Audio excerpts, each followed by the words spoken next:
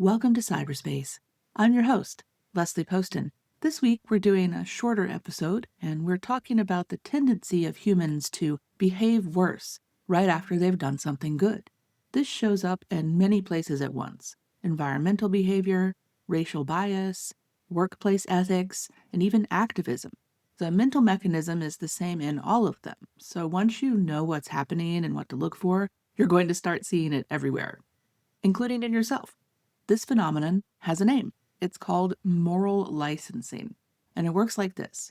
When you do something that confirms your identity and how you see yourself as a good person, your brain registers it as progress towards a goal. Once you've made progress towards a goal, motivational pressure decreases. The neural systems that drive self-regulation are sensitive to the gap between your current state and your goal state. So when you close the gap, your drive reduces. The result, which we can see across many studies and in many contexts, is that people who have recently acted virtuously in one area become measurably more willing to behave in ways they otherwise wouldn't, sometimes in the same domain and sometimes in an entirely different one. This is why you can sometimes see this paradox in people who are ostensibly religious, for example. The model most of us operate with assumes virtue compounds. If you do good things, you become a better person, and that identity makes future good behavior more natural. And that's not entirely wrong over the long arc of habit formation, but it misses a shorter-term dynamic that runs in the opposite direction. Moral identity doesn't only develop slowly over time. It also functions as a state the brain tracks in real time. And when recent behavior has moved that state in a positive direction, regulatory effort eases off. A useful analogy might be the difference between thinking about fitness as a cumulative long-term goal versus treating calories as a daily budget. Most people don't consciously apply budget logic to their ethics, but when research creates conditions to test it, behavior follows the budget model more reliably than the accumulation model. You run 5 miles, and later you eat something you otherwise wouldn't have, because the run satisfied the goal state enough to reduce restraint. Moral licensing is a similar regulatory dynamic, operating in the ethical domain.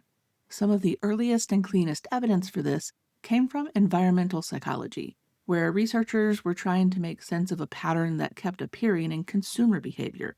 People who made a green purchase weren't necessarily making more of them over time, and in some conditions they made fewer. One study, published around 2010, found that participants primed to think of themselves as having made environmentally conscious choices were subsequently more likely to lie and cheat in unrelated tasks compared to people in control conditions. And this wasn't a finding about people who were faking environmental concern. The psychological effect of having made the responsible choice, of having registered oneself as someone who does the right thing, was shaping behavior in areas that had nothing to do with the environment.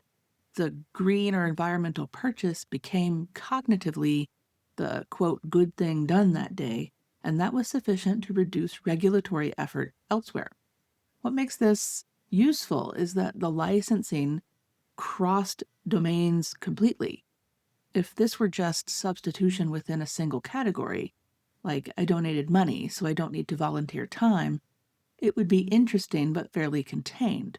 But dishonesty that appeared in the follow-up tasks bore no relation to the environmental behavior at all. The moral license was general, and that generality is important because it means the virtuous act you performed in one part of your life this morning may be quietly reducing motivational pressure in a part of your life you haven't consciously connected to it later. It also matters that the effect didn't require a significant act of virtue. Small, ordinary choices were sufficient to trigger it. The brain doesn't appear to be carefully evaluating the magnitude of the good deed before reducing regulatory drive. It's registering that a self-relevant moral goal has been approached and adjusts accordingly. And that makes this a phenomenon of everyday decision-making, not just exceptional circumstances. The research that gave moral licensing its name came from work on racial bias, and it's the version of the phenomenon that tends to generate the most discomfort, precisely because it implicates people who are genuinely trying to be fair. The original studies found that when participants had recently been given an opportunity to demonstrate their egalitarian values, such as expressing support for a Black political candidate, for example, or explicitly endorsing non-discrimination, they were subsequently more willing to make choices that favored white candidates or aligned with majority group preferences in other contexts. Having established their credentials as unbiased appeared to give them more behavioral latitude to act in ways that were biased. This has been replicated across different study designs, different populations, and different methods of establishing the initial credential. The discomfort this finding generates tends to produce a misreading, so it's important to be precise. The research doesn't suggest that people who express anti-bias values are secretly harboring the opposite. What it does suggest is that the act of publicly establishing a virtuous credential reduces subsequent regulatory effort in the brain in ways the person isn't consciously tracking. So you've demonstrated that you're not that kind of person. So your motivational system that would otherwise constrain bias-consistent behavior eases off. This plays out in concrete organizational context as well, such as hiring decisions, performance reviews, or even who gets the benefit of the doubt in a meeting.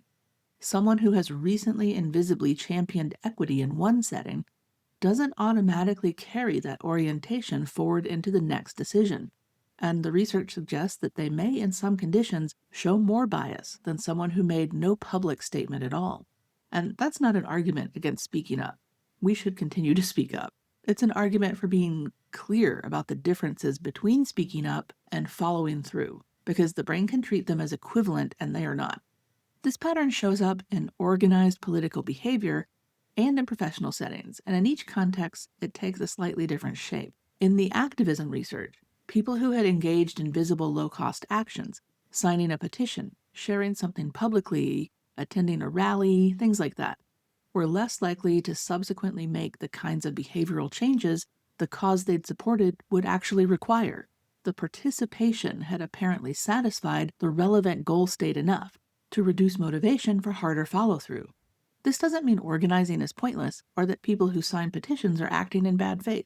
It means more that public participation can register internally as more conclusive than it is. The harder, less visible, less socially rewarded work that tends to follow gets less motivational fuel in the brain because the goal state has already shifted. In organizational psychology research, the effect appears among leaders who score high on ethical self-identification.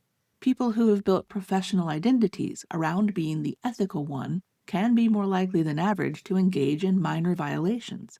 Not because the self-identification is fraudulent, but because a strong moral identity creates a wider margin before behavior threatens the self-concept. A small deviation is easier to absorb without triggering the self-regulatory response that would otherwise correct it. The identity functions as a buffer rather than a constraint. Self-regulation works around goal states. When you're pursuing a goal and the gap between your current state and the goal is large, your motivational drive is high. As the gap closes, drive decreases, so the system that monitors discrepancy between where you are and where you're trying to be registers less urgency, and competing motivations get more room. This is a feature of how goal pursuit works generally, and not something unique to ethics. Moral identity operates the same way. It has a reference point, an internal representation of what being a good person looks like, and behavior is regulated partly by the perceived distance from that reference point. When recent behavior has moved you closer to it, the regulatory pressure that would otherwise drive continued virtuous behavior decreases. There's also an interaction with self-regulatory resource depletion to consider. Acting virtuously requires cognitive and motivational effort, and those resources are finite. Some of the subsequent behavioral latitude may reflect the system conserving resources in areas where your system has already expended them. Something that complicates this a little more is that the reference point isn't fixed across people. It's anchored to the self-concept, which means people with very strong ethical self-identities may show stronger licensing efforts in some conditions, because the gap between their behavior and their moral reference point closes faster and more completely. The internal certainty of being a good person can do some of the motivational work that sustained ethical behavior requires, at least in the short term. And that's not a reason to lower ethical standards. It's more a reason to be skeptical of the feeling of moral solidity than we're usually inclined to be. None of this is deliberate.